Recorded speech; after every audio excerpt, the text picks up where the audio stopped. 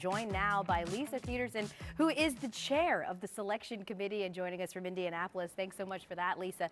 Just treetops, what was the most hotly debated thing today and the last couple of days?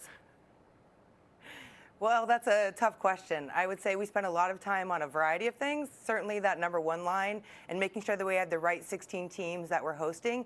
But then it also goes to the last teams that are in and the first 4 teams that are out. You know, you want to make sure that you get that right. So there were a lot of things, but I would say probably the number one line was the most. Well, Lisa, that just leads me right into my question for you. When you're looking at that one line, what gave Stanford the edge over Connecticut when you were trying to decide maybe between Connecticut being a 1 seed? What gave Stanford the edge in being that last one?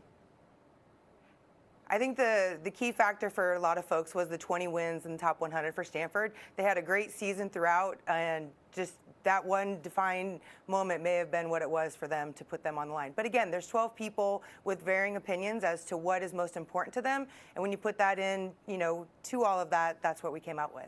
Notre Dame's such an interesting team to me because of the uncertainty of Olivia Miles. How do you handle a situation like that one when you're not sure whether a big player is going to be able to participate in the tournament?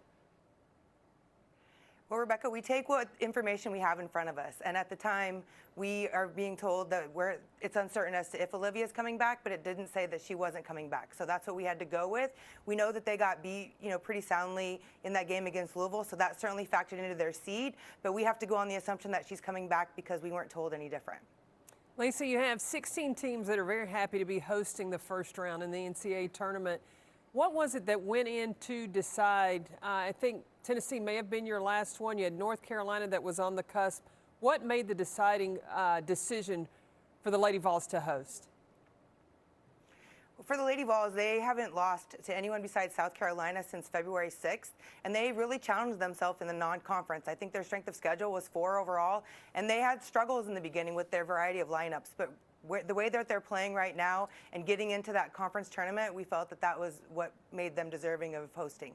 Well, certainly it has all come down to this. Lisa Peterson, thank you so much for joining us and putting yourself on the hot seat for our questions. Thank you to the entire committee for that field that was just revealed.